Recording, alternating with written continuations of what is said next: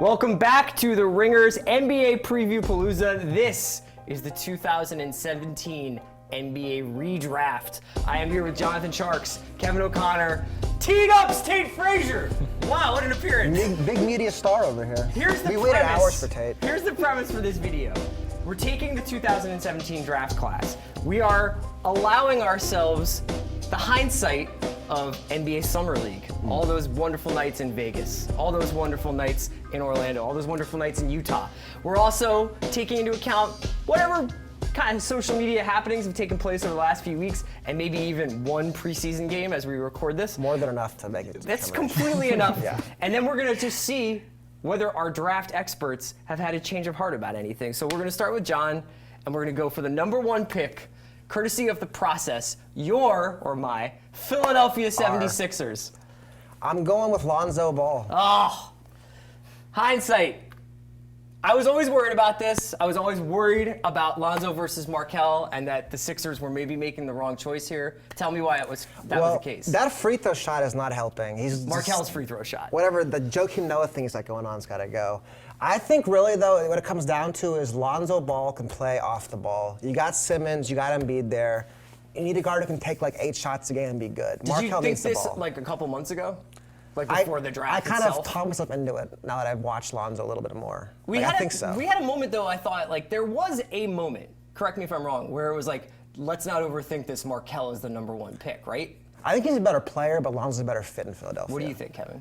I think Markelle still should be the #1 guy. Okay. I just think you look at his upside long term, he's the best overall prospect in the draft. Despite the fact Lonzo was sensational in Summer League, and we haven't really seen preseason yet when we're doing this. But Markelle Fultz, still better two-way player, still has the potential to be a terrific half-court creator in the pick and roll, more of a playmaker, whereas with Lonzo Ball, there's still questions about his ability to create in the dribble against a set defense. We'll see. Tate, any red flags coming up about Markelle yet? I got so many red flags. Oh, no. Chick-fil-A sandwiches. You can't like be mad at a dude. Everybody likes Chick-fil-A, right? He's the next Anthony Bennett. No, I'm kidding. That's a joke. That's a joke. I think Dennis Smith Jr. is the best point guard. Okay. And so if they needed a point guard, I would have drafted Dennis Smith. But I don't see him fitting on the Sixers, so I'll give it to Lonzo. Okay. Just for that. Kevin, you got the second pick. Let's go for the Los Angeles Lakers without their prodigal son, Lonzo Ball. Who is the pick for Magic Johnson and Rob Pelinka? I mean, it's Markelle. Okay. It's Markelle Fultz. All right. Best point guard available. So you got Markelle Fultz in a backcourt with Jordan Clarkson, teaming up with Brandon Ingram, Julius Randle. Tell me why this makes sense for the Lakers, and why, if Fultz isn't right for the Sixers, why is he right for the Lakers? I mean, he is right for the Sixers, and he's also right for the Lakers because, again, like he is somebody who there are going to be issues short term. Like he needs to learn how to eat better. He needs to learn how to take better care of his body, as Tate rightfully said.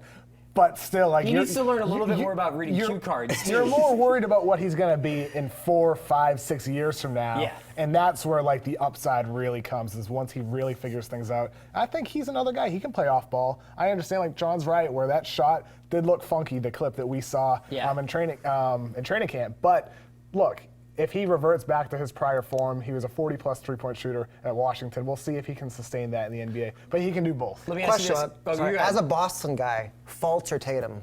Not sure. You're a Boston guy. Who'd you take? I mean, it depends all on your team. As a Boston guy. If you're Boston, would you? I mean, well, looking next, Tatum should be the pick. No, but I'm saying like you had a pick between Fultz and Tatum. If you're Boston, you're probably going. Would you go against your Celtics boys? Yeah. I guess that's the thing is we Kyrie, should say up front, like, or not quite up front, but we should say that all the transactions have happened, right? Like Russell Westbrook is teamed up with Paul George and Carmelo Anthony. Kyrie Irving is on the Celtics, so the landscape is the same. The players are just shifting around in the draft to different places. I wanted to ask you, Tate, what do you think would have happened if this had been reality and Lakers fans were dealt Fultz instead of Ball? Do you think that they would have taken to Fultz, or would he always Uproar. Yeah. No one's excited. Kuzma's not there. Like, that's the thing. Yeah, like they're not there. They're not a lot of fun in Los Angeles. It's more of like, I guess we're excited for Brandon Ingram year 2. Yeah. I guess that's the most fun we're gonna have.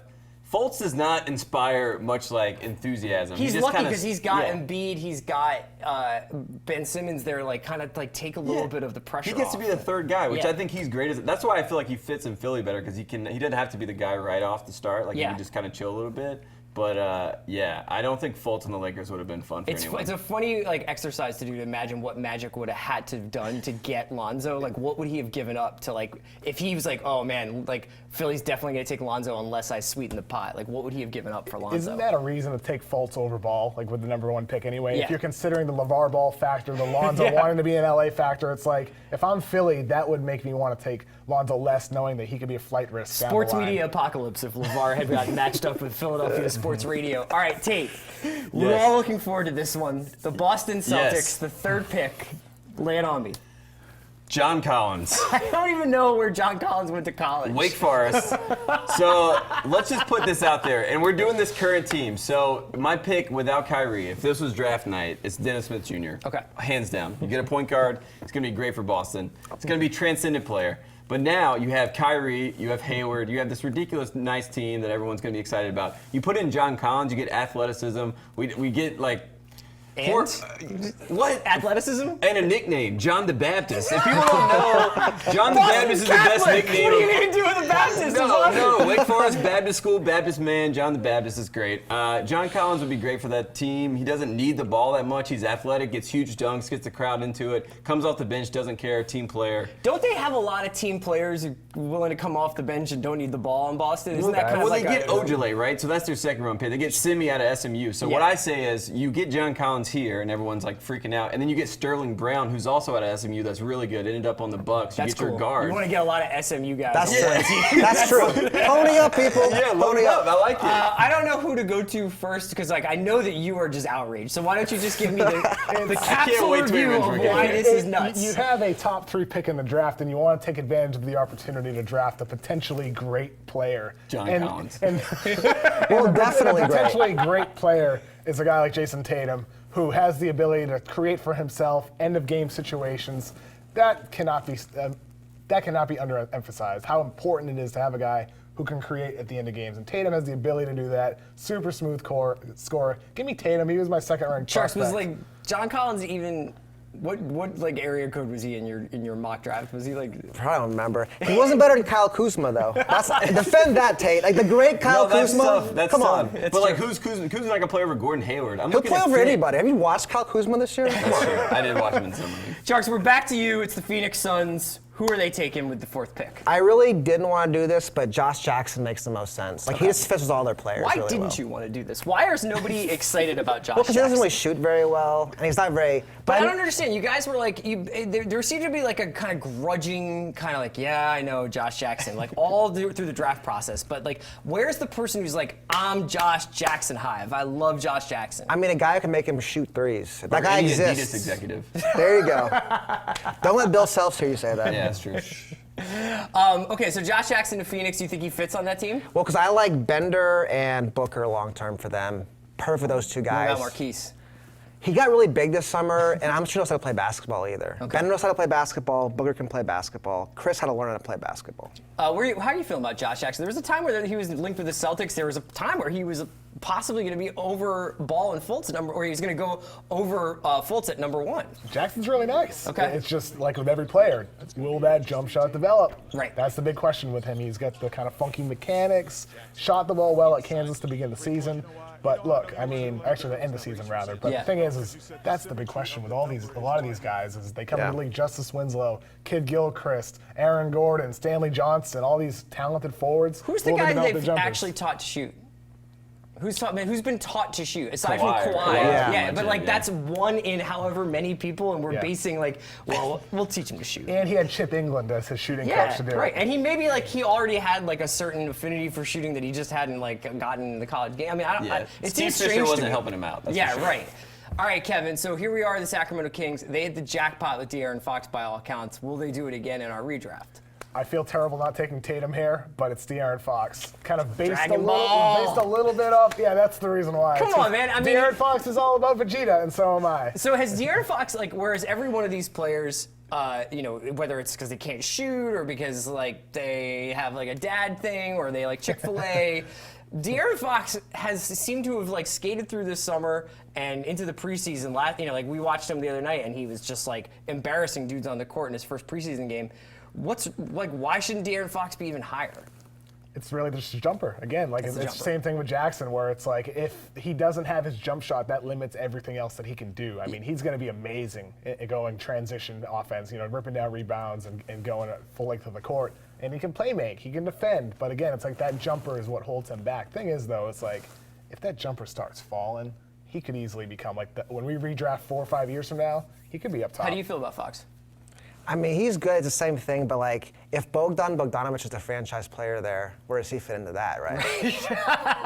He was great in Eurobasket. I'm on Team Bogdan. Okay. He can play basketball. Do you think that Fox could herald a new era for the Kings? Well, to me, I would take DSJ over him for sure. Would you really? Yeah. I'm a Dallas guy. Smith's going to be awesome. He should be already on this board. He should be number 5. My favorite thing about this draft is, in general, is just how many different ideas it produces about point guard play. Because you've got like a score first point guard in Fultz, you've got a pass first point guard in Ball, you've got a guy who's like super athletic and play both ends of the court like Fox.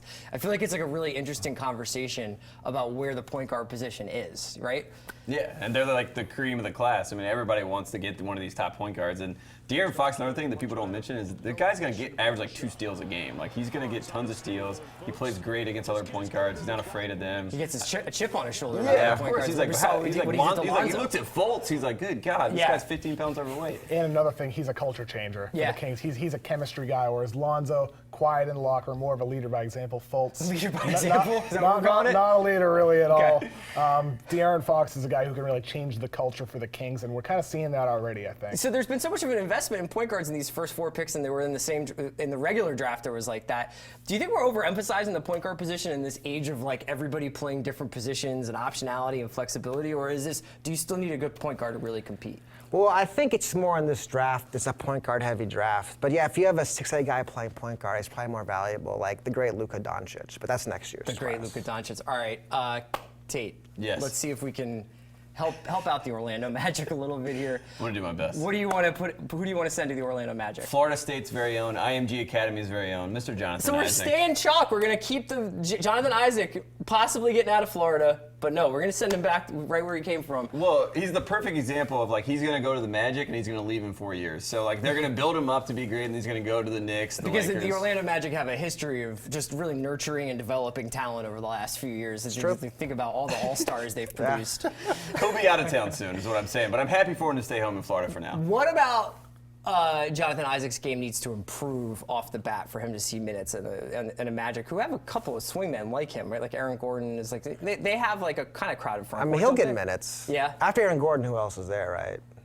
Yeah, I mean, Vukovic still there? Yeah, that's what I mean. I think the thing that they're gonna do is like, how Gordon was playing the 3 last year. Yeah. Like, let's just move him to the 5 and just be like, look, dude, you suck on the perimeter. Just get down there and try to block some shots. Johnny, you're the 4, and like I'm with handle that. your Yeah, business. totally. It'll be fun to watch at least. Definitely. Let's do that for sure.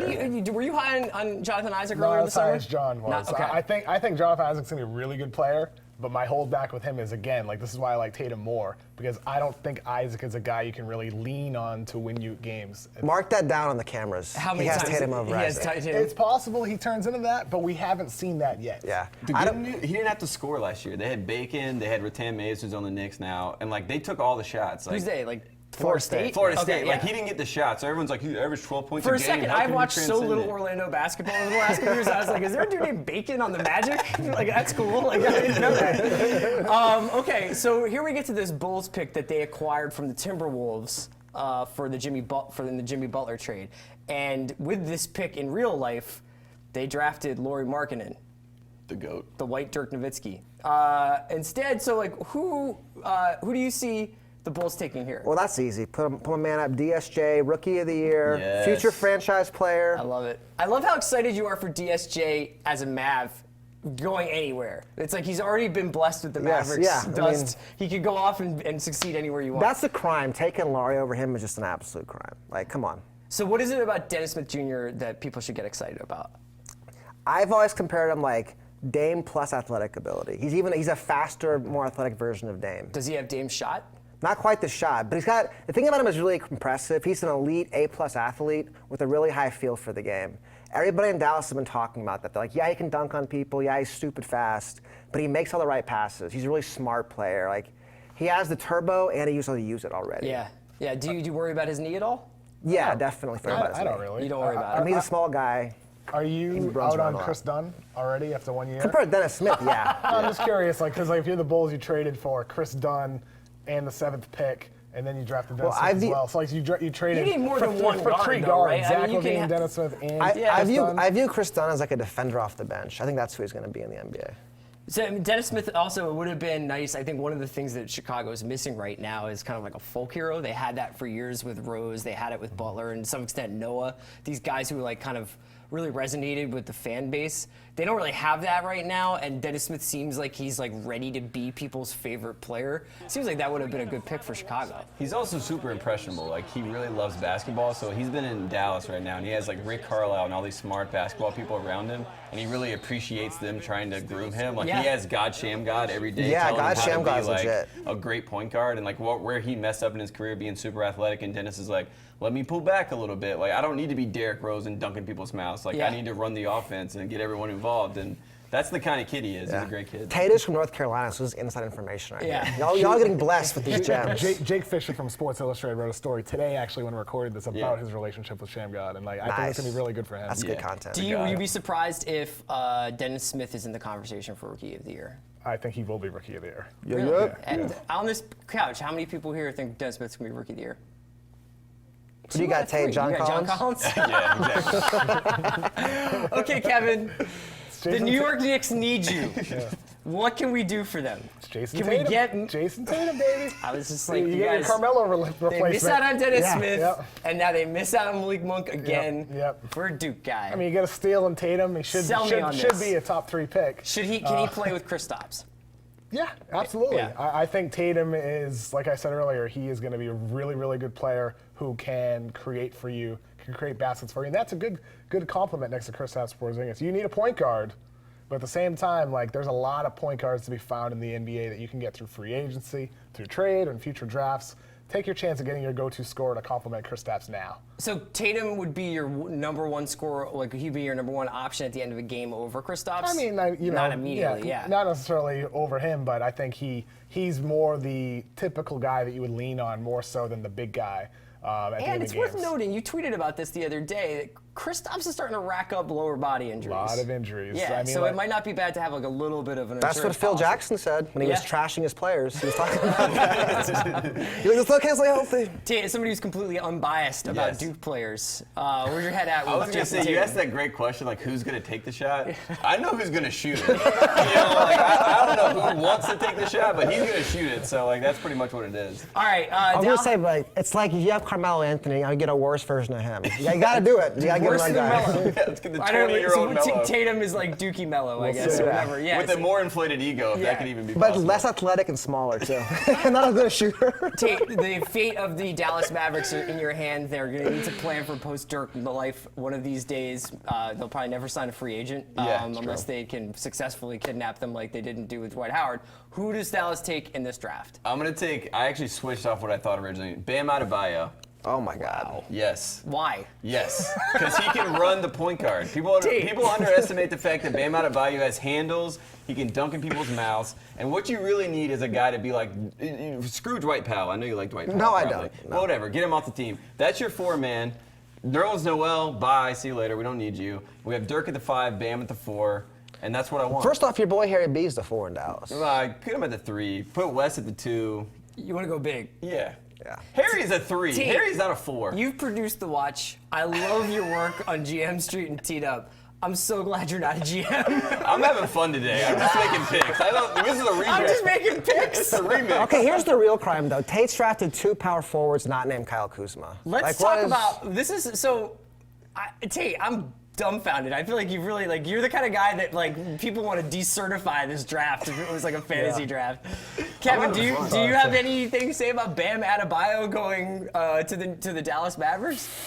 I'm just glad Tate's not a GM as well. I mean, Bam's Rookie of the year. going to be good. And if you're the Mavericks, maybe you're done with Nerlens Noel and you need your new rim runner. I mean, then maybe you're happy with Adebayo. But He's got handles. Wait, Tate, I got a question. There's a Yes. handful of guys left on the board that Donovan I'm looking Mitchell, at their names right now, and I'm kind of Oh, yeah, Donovan Mitchell. Oh, my God. Yes. I mean, like, That was who I went between. It was either Mitchell or Bam, and I'm going Bam. even Lowry Markkinen, who had a great summer.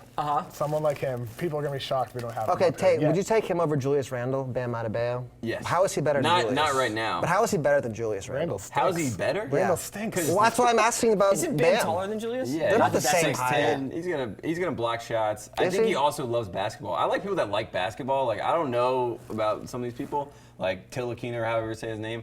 I know Bam loves basketball, so I'm all in on that. That's why he's worked on his shot so much over the years, I guess. Yeah, he does. I'm He telling sounded you. like a weird Skip Bayless, right? Like, I don't know about Tilakina, whether he likes basketball. I don't know him. I didn't watch him. I watched Bam in college. I would not want to go against Bam. And Hassan Whiteside, Bam Adebayo, 4-5. Watch out. Okay. It's All right. happening. So, John, it falls to you, the Portland Trailblazers, and you surprisingly have a lot of options at this pick because Tate screwed up the curve.